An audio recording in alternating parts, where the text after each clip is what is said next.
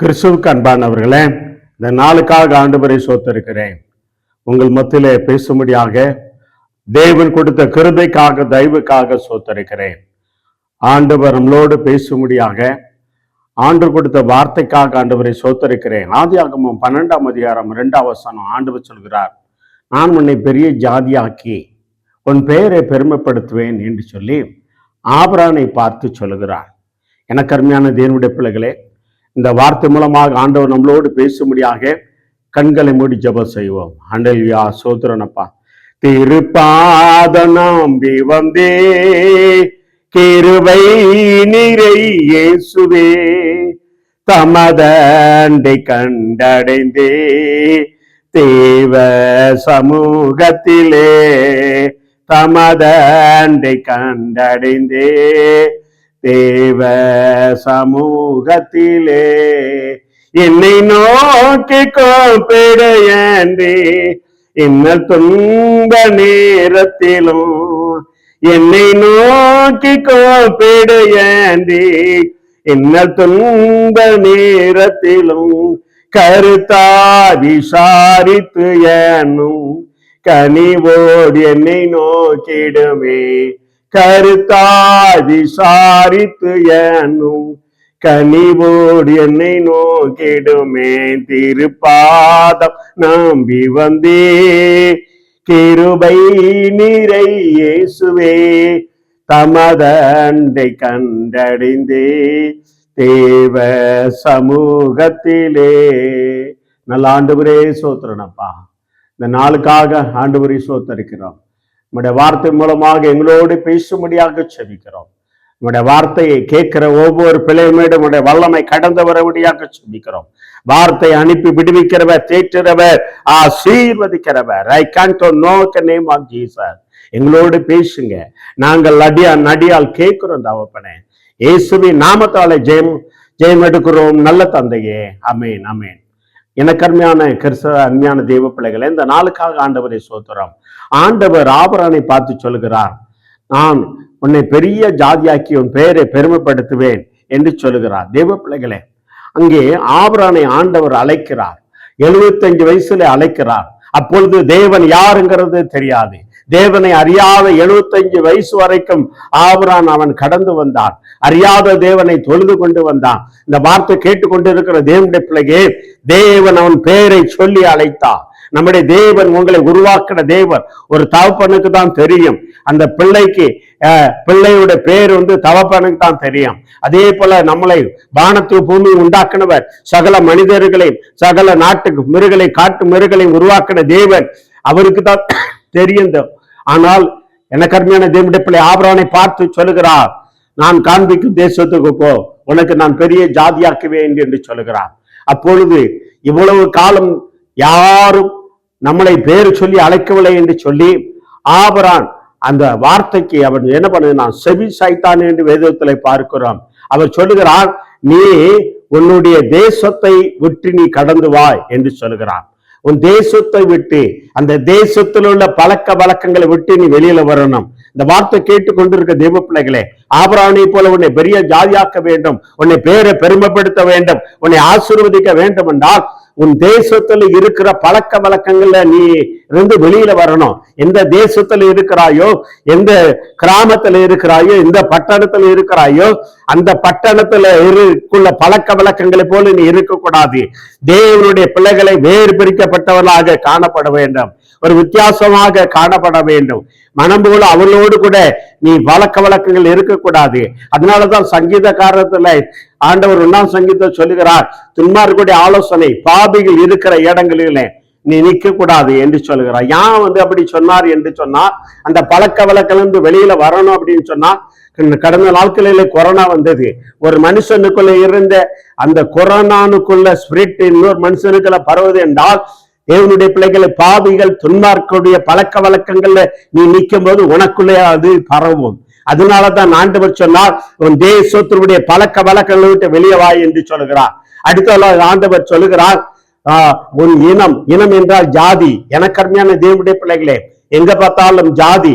ஆண்டவர் ஜாதியை வித்தியாசப்படுத்துறதுக்கு அடையாளமாக ஒரு உருவாக்கினார் தவிர அது ஜாதி வெறியாக பிசாசு அவர்களை கொண்டு வந்து விட்டார்.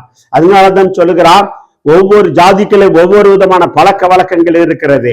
நீ ஜாதி வெறிக்கு அடிமையாக இருந்தால் அந்த பழக்க வழக்கத்துல இருந்து வெளியில வரணும். இந்த வார்த்தை கேட்டுக்கொண்டு இருக்கிற தேவனுடைய பிள்ளையே, சகோதர சகோதரி யாராக இருந்தாலும் சரி, நீ ஜாதி வெறிக்கு அடிமையாக இருந்தால் ஆண்டவர் உன்னை ஆசீர்வதிக்க முடியாது. உன் பெயரை பெருமைப்படுத்த முடியாது. சகல ஜாதியில் உன்னை மேன்மைப்படுத்த முடியாது. அதனாலதான் ஆண்டவர் சொல்கிறார், உன் இனம்ங்கிற ஜாதியுடைய பழக்க வழக்கத்திலிருந்து வெளியே வா என்று சொல்லுகிறார். பிள்ளையே, அவன் அந்த ஜாதி பழக்க நீனும் இந்த வார்த்தை கேட்டுக்கொண்டு உன்னை ஆசீர்வதிக்கிற வல்லவராய் இருக்கிறார். உன்னை மேன்மைப்படுத்த விடாதபடி உன்னுடைய ஜாதி நீ வெறியினாலே நீ அடிமைப்பட்டு இருக்கிறதுனாலே அந்த அடிமைத்தடுத்து வெளியில வந்தாதான் தேவன் உன்னை ஆசீர்வதிக்க முடியும். அநேக கிறிஸ்தவர்கள் தேவனை அறிந்தவர்களே நீ ஜாதி வெறியில் அடிமையாக இருக்கிறார்கள். பிசாசு அவர்கள் அடிமைப்படுத்தி வைத்திருக்கிறார். தேவனுடைய பிள்ளைகள் ஆண்டவர் சொல்லுகிறார், உள்ளத்தின் யூதனானவனே யூதன். உள்ளத்துல இருக்கணும் தேவ பிள்ளைகளே. ஆனால் வேத வசனம் சொல்லுகிறது, அந்த பழக்க வழக்கம் வெளியில வா என்று ஆண்டவர் சொல்லுகிறார். உடனே அவன் அதுல இருந்து கடந்து வந்தான். அடுத்தால சொல்லுகிறார், உன் குடும்ப பழக்க வழக்கங்கள், உன் குடும்பத்தை விட்டு கடந்து வா என்று ஆபிரகாமை சொல்லுகிறார். அருமையான 12ஆம் அதிகாரத்துல முதல் வசனம் நீங்க வாசித்து பார்த்து என்ன சொல்லுகிறது, உன் குடும்பத்தை விட்டு வெளியில வா என்கிறார். குடும்பத்துள்ள பெருமை, அநேகர் குடும்பத்தினுடைய பெருமையாக பேசுவார்கள். அநேக சகோதரி பெருமையாக பேசுவார்கள். அநேக சகோதரர் தாப்புமார் பெருமையை பேசுவார்கள். எங்க தப்பப்பன் என் பூட்ட எப்படியாக்கும் அப்படி சொல்லி. தேவனுடைய பிள்ளையே, ஆண்டவர் ஆசீர்வாதத்துக்கு தடையா இருக்கிற உன் குடும்ப பெருமையை பற்றி நீ பேசக்கூடாது. நீ தேவனுடைய பிள்ளையே, நீ எந்த வீட்டுக்கு கடந்து வந்திருக்கிறாயோ, எந்த வீட்டுக்கு நீ மனைவியாக கணவனாக வந்திருக்கிறாயோ, அந்த இடத்துல நீ உன் குடும்பத்தை பத்தி மேன்மைப்படுத்த கூடாது. ஆண்டவர் உன்னை ஆசீர்வதிக்க முடியாது, தேவனை தான் மேன்மைப்படுத்தணும். அதனாலதான் ஆண்டவர் சொல்ற, உன் குடும்பத்தையும் உன் தகப்பை விட்டு வெளியே வா என்று சொல்லுகிறார். எனக்கு அருமையான தேவனுடைய பிள்ளையே, ஆபிரகாம் அதுல இருந்து வெளியில வந்தான். ஆபிரகாம் அவனுக்கு என்ன பண்ணினான், அதை விட்டு வெளியில வந்தான். தேவ பிள்ளைகளே, வேதவசனம் சொல்லுகிறது, அவன் வெளியில வந்தவுடனே வேதவசனம் சொல்லுகிறது, கர்த்தரை என்ன பண்ணினான், தொழுது கொண்டான் என்று சொல்லப்படுகிற தெய்வ பிள்ளையே. 13ஆம் அதிகாரம் 4ஆம் வசனம் சொல்கிறது, முதல் கர்த்தரை அவன் தொழுது கொண்டான். அந்த நாட்களிலே ஆலயம் கிடையாது, போதகர் கிடையாது. கர்த்தரே அவனை போதிக்கிறார், கர்த்தரே அவனோடு கூட பேசுகிறார். தெய்வ பிள்ளைகளே, அவன் கர்த்தருக்கு முதல்ல தேவன் அழைத்து வந்தவுடனே கர்த்தரை தொழுது கொண்டான், கர்த்தரை ஆராதித்தான். தேவ பிள்ளையே, அறியாத நாட்களில் தேவன் அறியாத போல இருந்தா இந்த ஆபிரகாம் அழைத்ததுக்கு அப்புறம் எப்படி ஆண்டவருக்கு பலி செலுத்தணும், எப்படி துதிக்க வேண்டும் என்று சொல்லி அவனுக்கு கற்றுக் கொடுக்கிறான் தேவனுடைய பிள்ளையே. அதே போல அவன் என்ன பண்ணுகிறான், அவன் கற்றுக்கொள்கிறான். ஆண்டவருக்கு முதல் ஒரு பலிபடத்தை கட்டி கர்த்தரை தொழுது கொண்டான் என்று வேதவசனம் சொல்லுகிறது. இந்த வார்த்தை கேட்டுக்கொண்டிருக்கிற தேவனுடைய பிள்ளையே, அதே போல நீ முதல்ல கர்த்தரை தொழுது கொள்ளணும். கர்த்தருக்கு தான் முதலிடம் கொடுக்கணும். குடும்பம், பிள்ளைகள், மனைவி எல்லாம் ரெண்டாதான். முதல்ல கர்த்தரை நீ தொழுது கொள்ள வேண்டும். முதல்ல தேவனுடைய ராஜ்யத்தின் நீதி தேடுங்கள், அப்போது எல்லாம் உங்களுக்கு கூட கொடுக்கப்படும் சொன்ன போல. தேவ பிள்ளையே, அவன் ஆபிரகாம் தேவன் அழைத்த நாள் முதல் கர்த்தருக்கு முதலிடம் கொடுத்தான், கர்த்தரை ஆராதித்தான், கர்த்தருடைய நாமத்தை மேம்படுத்தினான் என்று வேதத்தை வாசிக்கிறோம். அடுத்தால ஆபிரகாமுக்குள்ளே இருந்த குணாதிசயங்கள் என்னவென்றால் 13ஆம் அதிகாரம், ஆதியாகமம் 13ஆம் அதிகாரம் 8ஆம் வசனம் வாசிக்கிறோம். தேவனுடைய பிள்ளைகளே, லோத்துடைய மேய்ப்பருக்கும் ஆபிரகாமுடைய மேய்ப்பருக்கும் வாக்குவாதம் வருகிறது. அப்போது ஆபிரகாம் என்ன சொல்லுகிறார் என்றால், நாம சகோதரர்கள், தேவ பிள்ளைகள், நம்ம சகோதரர்களாக இருக்கிறோம், சண்டை போடக்கூடாது. ஒருவேளை நீ தெற்கே போனா வடக்கே போற, மேற்கே போனா கிழக்கே போற என்று சொல்லி ஆபிரகாமுக்குள்ள இருந்த குணாதிசயங்கள் என்ன, விட்டு கொடுக்கிற மனப்பான்மை இருந்தது. உன்னுடைய சகோதரர்களை விட்டு கொடுக்கிற மனப்பான்மை இருந்தது. ஒரு அடி இடத்தை விட்டு கொடுக்க முடியல, ஒரு சென்று இடத்தை விட்டு கொடுக்க முடியல. தேவ பிள்ளை, நீ கர்த்தரை ஆராதிக்கிற பிள்ளை, கர்த்தர்வனை தெரிந்து கொள்ள பிள்ளை. உன் ஆசீர்வாதத்துக்கு தடையாக இருக்கிறது அநேக காரியங்களே உன் குடும்ப வாழ்க்கையிலே, உன் சகோதரிடத்திலே, உன் சகோதரிடத்திலே விட்டு கொடுக்கிற மனப்பான்மை உனக்கு இல்லாதனால இன்னும் தேவன் ஆபிரகாமுக்குள்ள ஆசீர்வாதம் இன்னும் உனக்கு கடந்து வரவில்லை. தேவ பிள்ளையே, வேதவசனம் சொல்லுகிறது, தேவ பிள்ளைகள், ஆபிரகாமுக்குள்ளே அந்த விட்டு கொடுக்கிற மனப்பான்மை இருந்ததுனாலதான் அதே ஆதியாகமம் 13ஆம் அதிகாரம் 15ஆம் வசனத்தில் ஆண்டவர் சொல்கிறார், ஆபிரகாமை அழைத்து வந்து இந்த பூமி அனைத்து உன் சந்ததிக்கு கொடுப்பேன் என்று சொல்லுகிறார். நீ ஒரு அடி இடத்தை விட்டு கொடுத்தா தேவன் உனக்கு 1000 அடி கொடுப்பா. ஒரு சென்டை நீ விட்டு கொடுத்தா 1 ஏக்கர் இடத்தை உனக்கு கொடுப்பா. விட்டு கொடுக்கிற மனப்பான்மை இருக்கணும். கணவன் மனைவிக்களை விட்டு கொடுக்கிற மனப்பான்மை, சகோதரன் சகோதரன் விட்டு கொடுக்கிற மனப்பான்மை, தேவ பிள்ளைக்கு இருக்கிற வேலை செய்யற இடங்களை விட்டு கொடுக்கிற மனப்பான்மை, தொழில விட்டு கொடுக்கிற மனப்பான்மை, படிக்கிற இடங்களை விட்டு கொடுக்கிற மனப்பான்மை, உன் சகோதரிகளை உனக்கு சகோதரிகளை விட்டு கொடுக்கிற மனப்பான்மை, தேவன் அதுதான் எதிர்பார்த்து கொண்டிருக்கிறார். இந்த வார்த்தை கேட்டுக் கொண்டிருக்கிற தேவனுடைய பிள்ளையே, எத்தனை பேருக்கு அந்த விட்டு கொடுக்கிற மனப்பான்மை இருக்கு?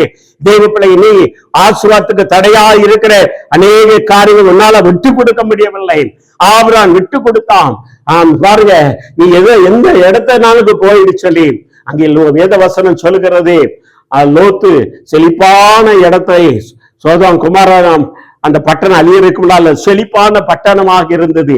அந்த பட்டணத்தை அவன் தெரிந்து கொண்டு போனான் என்று சொல்லுகிறது. தேவ பிள்ளையே, இந்த நாளில் கேட்டுக்கொண்டிருக்கிற தேவனுடைய பிள்ளை, விட்டு கொடுக்கிற மனப்பான்மை ஆபிரகாமுக்குள் இருந்ததுனாலதான் சகல ஜாதிகளையும் அவனை மேன்மைப்படுத்தினார், சகல மக்கள் மத்தியில் அவனை பேரை பெருமைப்படுத்தினார் என்று வேதத்துல பார்க்கிறோம். அடுத்ததாக வேதத்துல வாசிக்கிறோம். தேவ பிள்ளைகளே, ஆதியாகமம் 14ஆம் அதிகாரம் தேவ பிள்ளைகளை 18, 19, 20 வாசிக்கிறோம். ஆபிரகாமுக்குள்ளே அவன் தசம்பாகம் கொடுக்கிறவனாக, ஆண்டவருக்கு தசம்பாகம் கொடுக்கிறவனாக இருந்தான். அநேகர் சபைக்கு கொடுக்கிறீங்க, ஊழியருக்கு கொடுத்த, நான் சபைக்கு கொடுத்த அப்படிங்கிறல, தேவனுக்குன்னு நினைத்து நீங்க தசமாகம் கொடுக்கணும். தேவ பிள்ளைகளை, அவன் கர்த்தருக்கு தசமாகம் கொடுத்தான் என்று சொல்லப்படுகிறது. அவர் எல்லாவற்றிலும் கொடுத்தான் என்று சொல்லப்படுகிறது. வேத வசனம் சொல்லுகிறது. தேவ பிள்ளைகளே, நீ கர்த்தருக்குன்னு தசமாகம் கொடுக்கணும். ஊழியருக்கு கொடுத்தேன், பாஸ்டருக்கு கொடுத்தேன் அப்படிங்கிறதெல்லாம் இல்ல. சபைக்கு கொடுத்தாங்களா? கர்த்தரு. தேவ பிள்ளைகளே, கர்த்தர் உனக்கு தேவ பிள்ளைகளே ஒரு சபையை தந்திருப்பா, ஒருவேளை ஒரு ஊழியக்காரரை தந்திருப்பா. உன்னை நேசிக்கிற ஊழியக்கார், உன் குடும்பத்துக்காக, உன் தொழிலுக்காக, தேவ பிள்ளையே உன் வேலைக்காக, உன் திறப்புல நீ ஜபிக்கிற ஊழியருக்காக அவர் சொல்லுவா, நீ அவர்களுக்கு என்ன இது கொடு என்று ஆண்டவர் சொல்லுவா. அப்பேற்பட்ட காரியங்களை நீ தசமாக கொடுக்கணும். அப்படி கொடுக்க ஆபிரகாமுக்குள்ளே அவனுக்கு எந்த போதகரும் போதிக்கவில்லை. எல்லாரும் 10ல் 1 தசமாகம் கொடுக்கணும் சொல்லி. ஆனா வேதவசனம் சொல்லுகிறது, ஆபிரகாம் எல்லாவற்றிலும் தசமாகம் கொடுத்தான் என்று சொல்லுகிறது. ஹல்லேலூயா. இந்த வார்த்தை கேட்டுக்கொண்டிருக்கிற தேவனுடைய பிள்ளைகளே, அதே போல தேவ பிள்ளைகள், என்னைக்கு ஆண்டவர் சொல்லுகிறார், நீ தேவனுக்கு தான் தசமாகம் கொடுக்கிற, சபைக்கு கொடுக்கிறேன், ஊழியருக்கு கொடுக்கிறேன்னு உனக்கு ஆசீர்வாதம் இல்ல. தேவனுக்கு நான் கொடுக்கிறேன் தசமாக என்று சொல்லி நீ தேவனுக்கு கொடுக்கும் போது அது உனக்கு இல்லை, ஆசீர்வாதமாக கடந்து வரும். தேவனுடைய பிள்ளைகளே, ஆபிரகாம் ஆசீர்வதிக்கப்பட்ட காரணம் அவன் எல்லாவற்றையும் தசமாக கொடுத்தான், தேவனுக்கு கொடுத்தான் என்றுதான் வேதவசனம் சொல்கிறது. இந்த வார்த்தை கேட்டுக்கொண்டு இருக்கிற தேவனுடைய பிள்ளைகளே, அடுத்ததாக ஆபிரகாமுக்குள் இருந்த குணாதிசயங்கள் என்னன்னா, ஆதியாகமம் 15ஆம் அதிகாரம் 6ஆம் வசனம் சொல்லுகிறது, அவன் கர்த்தரை விசுவாசித்தான் என்று வேதவசனம் சொல்லுகிறது. அவன் கர்த்தரை விசுவாசித்தான். விசுவாசமுள்ள ஜெபம் பிடியாலே ரட்சிக்கும்.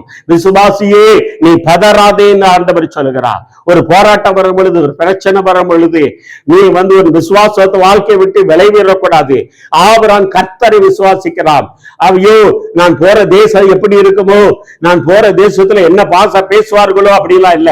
அவன் கர்த்தரை விசுவாசித்தான். தேவ பிள்ளையே, அதனாலதான் அவனுக்கு நீதியாக எண்ணப்பட்டது.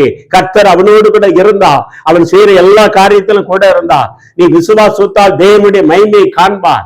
விசுவாச வாழ்க்கையிலே அதுதான் ஆபிரகாமை குறித்து வேதவசனம் சொல்லுகிறது. அவன் விசுவாசத்தின் தகப்பன் என்று சொல்லுகிறது. தேவ பிள்ளைகளே, பேருக்காக நான் அந்த சபை விசுவாசி, இந்த சபை விசுவாசி என்று நீ சொல்லிக் கொண்டிருக்கலாம்.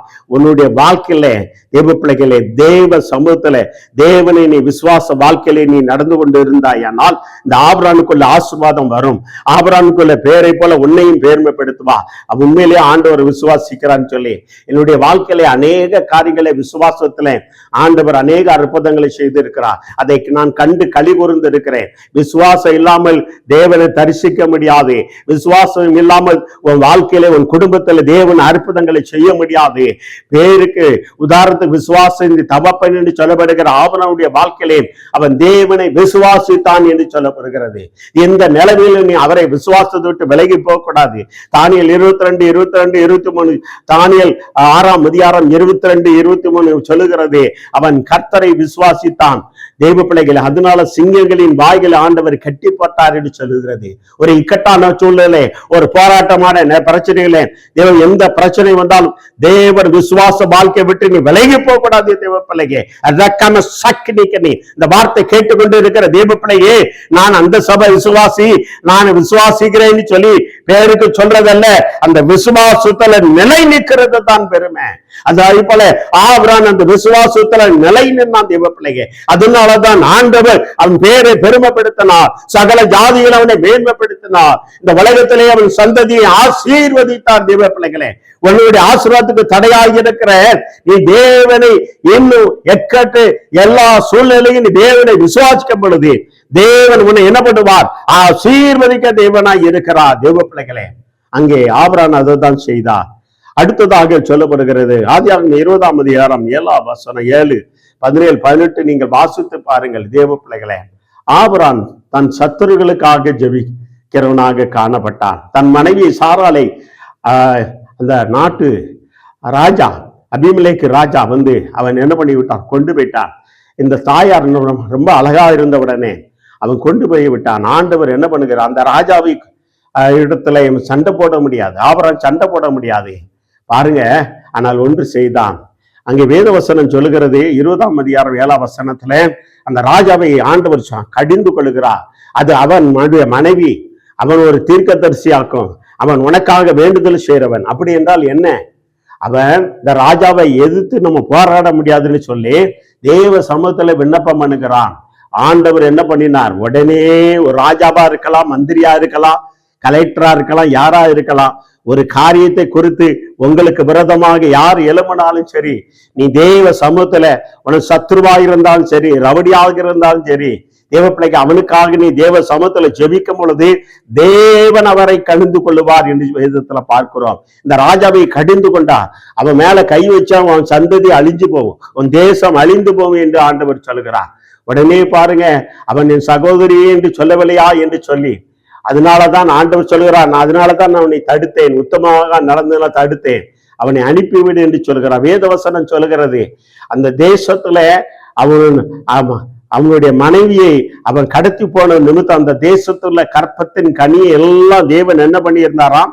அடைத்து போட்டு விட்டார் என்று அவர் சொல்லுகிறது. நீங்க 17, 18 வாசித்து போறோம்.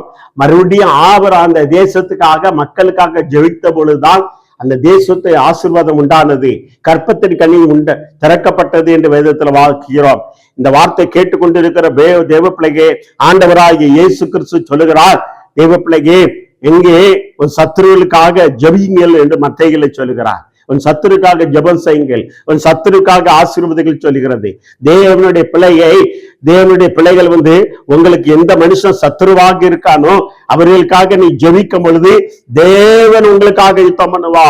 பாருங்க, அருமையான ஆபிரகாமுக்காக தேவன் யுத்தம் பண்ணினார் என்று வேதத்துல பார்க்கிறோம். அவனுக்காக பேசினார் என்று பார்க்கிறோம், அவனுக்காக கடிந்து கொண்டார் என்று பார்க்கிறோம். இந்த வார்த்தை கேட்டுக்கொண்டிருக்கிற தேவனுடைய பிள்ளையே, அதே போல உங்களுக்கும் கடிந்து கொள்வா.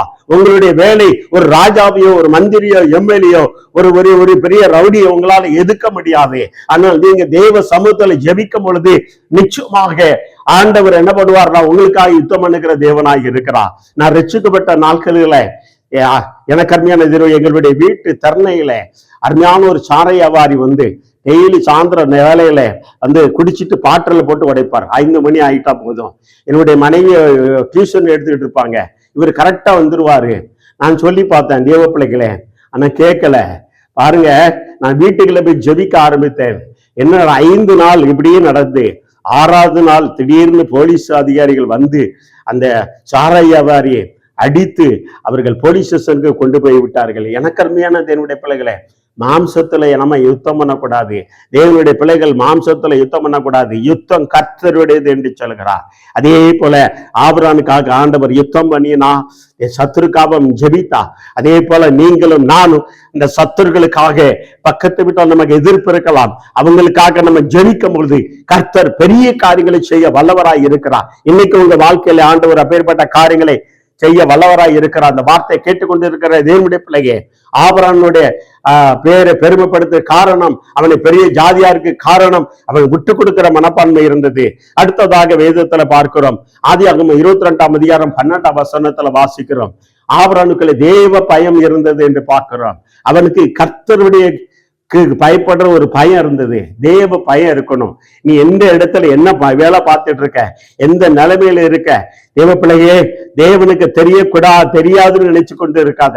தேவ பயத்தோடு நீ இருக்குமானா ஆண்டவர் ஆபிரகாமை பார்த்து சொல்கிறார், நீ தேவனுக்கு பயப்படுறவன் நான் அறிவேன் என்று ஆண்டவர் சொல்கிறார். தேவ பிள்ளைகளே, அங்கே ஈசாக்கை பலியிட கொண்டு போற நாட்களிலே அங்கே சொல்லுகிறார், நீ தேவனுக்கு பயப்படுற பயம் பயந்தவன் என்று நான் அறிவேன் என்று ஆண்டவர் சொல்கிறார். தேவ பயம் ஆபிரகாமுக்குள்ள இருந்தது. இந்த வார்த்தை கேட்டுக்கொண்டு இருக்கிற தேவனுடைய பிள்ளையே, அதே போல தேவன் உங்கள் மத்தியில் ஆண்டவர் என்ன பண்ணுகிறார், பேசிக்கொண்டு இருக்கிறார். தேவனுடைய பிள்ளைகளே, வேதத்துல பார்க்கிறோம், அது கடைசிதாக வேதத்துல பார்க்கிறோம். ஆதியாகமம் 22ஆம் அதிகாரம் 18-17 பார்க்கிறோம். ஆபிரகாம் கீழ்ப்படிந்தான். வேதத்துல ஆதியாகமம் 24ஆம் அதிகாரத்துல ஈசாக்கு இடத்துல சொல்கிறார், அவன் உன் தகப்பனாய் ஆபிரகாம் என் சொல்லுக்கு கீழ்ப்படிந்தது போல நீனும் கீழ்ப்படிய வேண்டும் என்று ஆண்டவர் சொல்கிறார். இந்த வார்த்தை கேட்டுக்கொண்டு இருக்கிற தேவனுடைய பிள்ளைகளே, ஆபிரகாம் அவர் என்ன பண்ணான், தான் போற தேசத்துக்கு என்னென்று அறியாமல் கீழ்ப்படிந்தான். கீழ்ப்படிதல் முக்கியம். தேவ பிள்ளைகளே, கீழ்ப்படிதல் இல்லைன்னா ஆண்டவரனை ஆசீர்வதிக்க முடியாது. தேவ பிள்ளைகளை, ஆபிரகாமை குறித்து பார்த்து வருகிறோம். ஆபிரகாம் ஆண்டவர் அவனை ஆசீர்வதித்தார். அவனை அழைக்கும் போது அவனுடைய எல்லா பழக்க வழக்கங்கள், தேசத்துல பழக்க வழக்கங்கள், ஜாதிக்குள்ள குடும்பத்துல பழக்க வழக்கங்களை எல்லாம் விட்டு வெளியே வா என்று சொன்ன உடனே அவன் கடந்து கீழ்ப்படிந்து போனான். அதே போல உங்களுடைய வாழ்க்கையிலே தேவன் இந்த இடத்துக்கு போச்சன்னா கீழ்ப்படியணும். இந்த இடத்தை விட்டு இந்த இடத்துக்கு போனா கீழ்ப்படியணும். ஏன் தேவன் இந்த இடத்துல ஆசீர்வதிக்க மாட்டார்ல, முரண்பாடு இருக்கக்கூடாது. தேவன் சொன்னா அதை செய்யணும். அநேகர் என்ன பண்ணதில்ல, கீழ்ப்படுகிறதில்ல.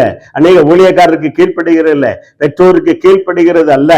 முதல்ல நீ தேவனுக்கு கீழ்ப்படி. இந்த வார்த்தை கேட்டுக்கொண்டு இருக்கிற தேவனுடைய பிள்ளையே, நீ தேவனுக்கு கீழ்ப்படியும் போது ஆண்டவர் உன்னை சகல ஜாதிகளும் மேன்மைப்படுத்துவா. ஆபிரகாம் ஈசாக்கை யாக்கோபை ஆசீர்வதித்த தேவன் உங்களை ஆசீர்வதிக்க வல்லவராய் இருக்கிறார். இந்த ஆபிரகாமை ஆண்டவர் மேன்மைப்படுத்துறதுக்கு காரணம் தேவ பிள்ளையே அவனுடைய கீழ்ப்படிதல் தான். போன்னு சொன்ன உடனே போயிட்டான். அதே போல உங்களுடைய வாழ்க்கையில நீங்கள் கீழ்ப்படியும் பொழுது உங்களையும் ஆண்டவர் மேன்மைப்படுத்துகிற தேவனாய் இருக்கிறார். உங்களோடு கூட பேசிக்கொண்டு இருக்கிறார். தேவ பிள்ளையே, ஆண்டவர் உங்களோடு கூட பேசிக்கொண்டு இருக்கிறார். கண்களை மூடி நம்ம ஜெபிக்க போறோம். இன்னைக்கு தேவனுடைய வல்லமை உங்கள் மத்தியிலே கடந்து வரப்போகிறது. நீங்க எதிர்பார்க்கிற நன்மை கடந்து வரப்போகிறது. இந்த வார்த்தை கேட்டுக்கொண்டு இருக்கிற சகோதரனே, சகோதரியே, நீ எந்த நாட்டில் இருக்கிறாயோ, எந்த பட்டணத்தில் இருக்கிறாயோ, எந்த கிராமத்தில் இருக்கிறாயோ, ஆபிரகாமை ஆசீர்வதித்த போல உன்னையும் ஆசீர்வதிக்க வல்லவராய் இருக்கிறார். ஆனால் அவருடைய ஆபிரகாம் என்ன வார்த்தைகள் அவர் கீழ்ப்படிந்தானோ, என்னதெல்லாம் விசுவாசித்தானோ, என்னெல்லாம் செய்தானோ, அதே போல நீ செய்ய வேண்டும். கண்களை மூடி ஜெபம் செய்வோமா? அந்த நல்ல ஆண்டவரே, உமக்கு கோடி சோத்திரங்கள் ஏறெடுக்கிறோனப்பா. ஆபிரகாம், நீ சொன்னீரே, உன் தேசத்தையும் உன் இனத்தையும் உன் குடும்பத்தை விட்டு நான் காண்பிக்க தேசத்துக்கு போ, உன்னை பெரிய ஜாதியாக்குவேன் என்று சொன்ன தேவனே, அதே போல அவனை பெரிய ஜாதியாக்குனது போல இந்த வார்த்தை கேட்டுக்கொண்டு இருக்கிற ஒவ்வொரு மேலும் வல்லமை கடந்து வரட்டும்ப்பா. ஆண்டவரே, கீழ்ப்படுதலுடைய மனமனத்தை கொடுக்க முடியாது ஜெபிக்கிறோம். விசுவாச தன்மை கொடுக்க முடியாது ஜெபிக்கிறோம் அப்பா. ஆண்டவரே, தேவ பயத்தோடு அப்பா உங்களுடைய பிள்ளைகள் இந்த வார்த்தை கேட்க நீ விரும்ப செய்ய முடியாது ஜெபிக்கிறப்பா. இந்த வார்த்தை கேட்க கொண்டு இருக்கிற ஒவ்வொரு மேலும் வல்லமை கடந்து வரட்டப்பா. ஒவ்வொரு மேல கடந்து வரட்டும். இக்கிட்டிலே தேவன் எனக்கு ஒரு ஆசீர்வாதம் இல்லையா, தேவன் என்னை ஆசீர்வதிக்க மாட்டாருன்னு சொல்லி கலங்கி கொண்டு இருக்கிற நம்முடைய பிள்ளைகளுடைய வல்லமை கடந்து வரட்டப்பா. இப்பொழுது தேவனுடைய வல்லமை உங்கள் மேல கடந்து வருகிறது. அருமையான மகளை உன் மேல கடந்து வருகிறது. சரோஜா, சரோஜா, யார் வேதனையோடு ஆண்டவனை ஆசீர்வதிக்கலையே, இன்னும் பாடு என்னைக்கு மாறப்போகிறது என்று சொல்லி கலங்கி கொண்டு இருக்கிற அருமையான சரோஜாமே, தேவனுடைய வல்லமை கடந்து வருகிறது. உன் பாடு உன்னை விட்டு நீங்கிறது, உன் துக்கம் நீங்கிறது, உன் போராட்டம் நீங்கிறது. ஆண்டவர் இதே உன்னை ஆசீர்வதிக்கிற வல்லவராய் இருக்கிறார். மனிதன் மேல் வல்லமை இறங்கட்டப்பா. ஒவ்வொரு மேல் வல்லமை இறங்கட்ட இயேசுவின் நாமத்தில. வல்லமை இறங்குறதுக்கு ஆசோத்திரம். ஒவ்வொரு மேல் வல்லமை இறங்குறதுக்கு ஆசோத்திரம். உம்முடைய பிள்ளைகளை ஆசீர்வதிப்பீராக. அப்பா, நீர் ஆசீர்வதிக்கிறதுக்காக சோதரம் உம்முடைய கரத்துல ஒப்பு கொடுக்கிறோம். பிள்ளைகள் வழி நடத்துங்க, ஆசீர்வதிங்க. அவரணி ஆசீர்வத்தும் போல பிள்ளைகள் ஆசீர்வதிங்க, மேன்மைப்படுத்துங்க, பெரிய காரியங்களை செய்யுங்க. பிள்ளைகளை ஆசீர்வத்து ஜெயம் எடுக்கிறோம் நல்ல தந்தையே. அமேன், அமேன், அமேன். இந்த வார்த்தை கேட்டுக்கொண்டு இருக்கிற தேவனுடைய பிள்ளைகள், ஆண்டவர் உங்களோடு கூட பேசியிருக்கிறாருன்னு சொல்லி நான் விசுவாசிக்கிறேன். இந்த உங்களுடைய ஜெப உதவிக்கு எங்களுக்கு கீழே உள்ள நண்பரை கான்டாக்ட் பண்ணுங்கள். கர்த்தர் நிச்சயமாக உங்கள் வாழ்க்கையிலே பெரிய காரியங்களை செய்வார். ஆபிரகாமை போல, ஆசீர்வாதத்தை போல உங்கள் வாழ்க்கையில ஒரு மாற்றத்தை ஆண்டவர் உருவாக்குவார். நீங்கள் எங்களுக்கு தொடர்பு கொள்ளலாம். கர்த்தர் நிச்சயமாக உங்களை ஆசீர்வதித்து உங்களை மேன்மைப்படுத்துவார். ஆமேன், அமேன், அமேன். God bless you. மறந்துராதுகள், கர்த்தர் உங்களோடு இருப்பார். ஆமேன், அமேன், அமேன்.